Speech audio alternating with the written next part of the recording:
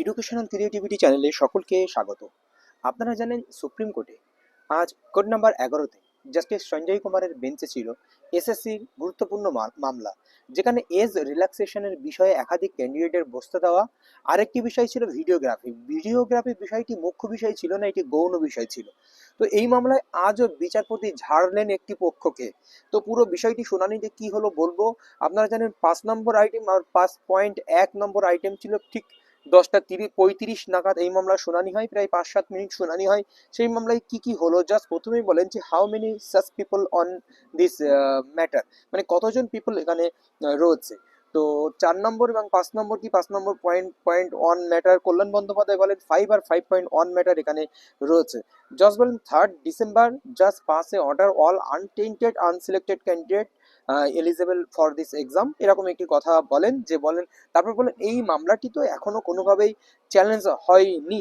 কল্যাণ Bandyopadhyay page 81 দেখেন, এখানে interim অর্ডারটি কি রয়েছে। তখন দেখেন, আপনারা দেখেছেন যে অনলাইন থেকে সিনিয়র অ্যাডভোকেট বিকাশ রঞ্জন ভট্টাচার্য ছিলেন, তিনিও বলেন ওই অর্ডারটি দেখতে। জজ বলেন ইন্টারিম অর্ডার স্টিল নাও, জজ মনে করেছেন যে অর্ডার কমপ্লাই হয়ে গেছে, সেই জন্য ইন্টারিম অর্ডার রয়েছে। কল্যাণ বন্দ্যোপাধ্যায় বলে যে 8 ডিসেম্বর 2025 এটি একটি স্থগিত এসছে, 12 ডিসেম্বর 2025 আপনার এখান থেকে এটি স্থগিত এসছে বা আপনার এখানে এসেছিল, আর 8 ডিসেম্বর কলকাতা হাইকোর্টে এই মামলাটি উঠেছিল। জজ বলেন 3 অক্টোবর 3 ডিসেম্বর 2025 কটি অর্ডার পাস হয়েছে বা এই ধরনের ক্যান্ডিডেট কতটা রয়েছে। জাকির হোসেন থেকে সুবীর সরকার থেকে শুরু করে এই ধরনের ক্যান্ডিডেট কতটা রয়েছে, তাদের তো সুযোগ দিতে হবে। তাদের তো সিঙ্গেল বেঞ্চ তাদের অর্ডার দিয়েছে, আপনারা অর্ডার কেন কমপ্লাই করেননি।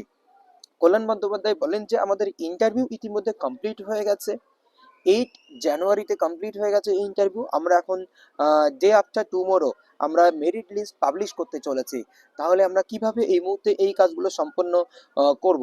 জজ বলেন হয় নট কমপ্লাই দিস অর্ডার, আপনারা এই অর্ডার কমপ্লাই করেননি করুন। তখন অনলাইনে বিকাশ রঞ্জন ভট্টাচার্য ছিলেন, তিনি বললেন যে দে আর রিপিটেডলি অ্যাভয়েড হাইকোর্ট, এবং তেমনকি তারা প্রত্যেকটি ক্ষেত্রে হাইকোর্টকে অ্যাভয়েড করছে এবং হাইকোর্টের অর্ডারকে তারা কমপ্লাই করছে না প্রত্যেকটি ক্ষেত্রেই।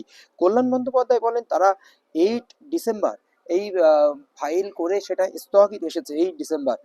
জজেরা তারপরে আপনারা দেখছিলেন জজরা এই বিষয় নিয়ে আলোচনা করছিলেন, তারা কি অর্ডার দেওয়া যায় বা কি সিদ্ধান্ত নেওয়া যায় এই বিষয় নিয়ে বিস্তারিত আলোচনা করছিলেন জজ। তারপরে বলেন 3 ডিসেম্বর অর্ডার এসেছে বা 8 ডিসেম্বর অর্ডার অ্যাভেন্স এসেছে। তখন বিকাশ রঞ্জন ভট্টাচার্য বলেন যে এরা সুযোগ দিচ্ছে না, ওই দিচ্ছে না, সেই দিচ্ছে না।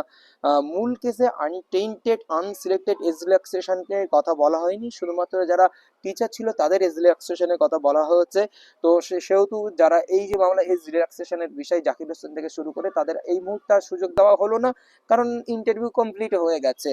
তখন বিকাশ রঞ্জন ভট্টাচার্য ভিডিওগ্রাফির কথা বলেন, তো এই পর্বে ভিডিওগ্রাফি নট পসিবল, এটি বিচারপতি স্পষ্ট জানিয়ে দিলেন। তারপরে বিকাশ রঞ্জন ভট্টাচার্য আরও একটি কথা বলেন, এরা হাইকোর্টে যে এভিডেভিট দেওয়ার কথা বলা হচ্ছে সেই এভিডেভিট পর্যন্ত তারা হাইকোর্টে দিচ্ছে না। তো তারপরে ফিরদৌস শামীম ছিলেন অন স্পট, তিনি বললেন যে 11-12 ইতিমধ্যে কমপ্লিট হয়েছে, 9-10 এখনো কমপ্লিট হয়নি, এই মুহূর্তে তো ভিডিওগ্রাফি করা যেতে পারে। প্লিজ সি 5.1 5-1 আইটেমটি দেখুন, ওখানে ভিডিওগ্রাফির একটি পয়েন্ট রয়েছে। কাইন্ডলি সি মাই লর্ড প্যারা 12 ফিরদৌস শামীম বলতে থাকেন, কিন্তু বিকাশ রঞ্জন ভট্টাচার্য ফিরদৌস শামীমের ওই জোরাজুরি দেখেই যে মানে রেগেও যান। ফিরদৌস তুমি চুপ করো, এমন একটি কথা কিন্তু বলেন অনলাইন থেকে। কারণ আপনারা জানেন সুপ্রিম কোর্টের জজেদের বেশি বিরক্ত করতে নেই, যেটা হাইকোর্টে ফিরদৌস শামীম করে থাকেন সেটাই করতে চাইছিলেন, যে এটা দেখুন, ওটা দেখুন, ওটা দেখুন, এটা দেখুন, এরকম একটি বিষয়। It is only Bikash Ranjan Bhattacharya online থেকে বলেন যে it is only confine as relaxation. তো এই হচ্ছে বিষয়। তারপরে এই মামলাটি কবে রাখা হবে এই বিষয় নিয়ে আলোচনা হয়। তো এই মামলাটি শেষ পর্যন্ত 10 মার্চ এই মামলাটি আবার শুনানি হবে।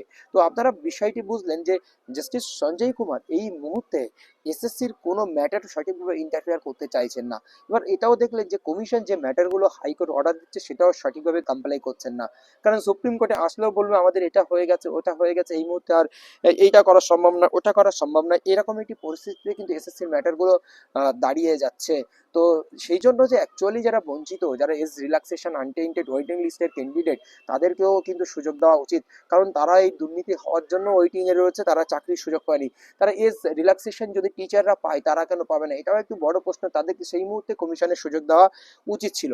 এই হচ্ছে আজকে মামলার সারমর্ম। আরেকটি বিষয় যে ভিডিওগ্রাফি করার বিষয় ছিল, সেই ভিডিওগ্রাফি কিন্তু এই মুহূর্তে করতে মানা করলেন সুপ্রিম কোর্ট। কলকাতা হাইকোর্টের অর্ডার থাকার সত্ত্বেও দেখুন এখানে ভিডিওগ্রাফির বিষয়টা কেন গৌণ আমি বললাম, কারণ অর্ডার ছিল, মামলা ছিল এজ রিল্যাক্সেশন, সেখানে টুক করে ভিডিওগ্রাফির কথা উঠে আসলো, সেই জন্য ভিডিওগ্রাফির মেরিটটা এখানে দাঁড়ায়নি।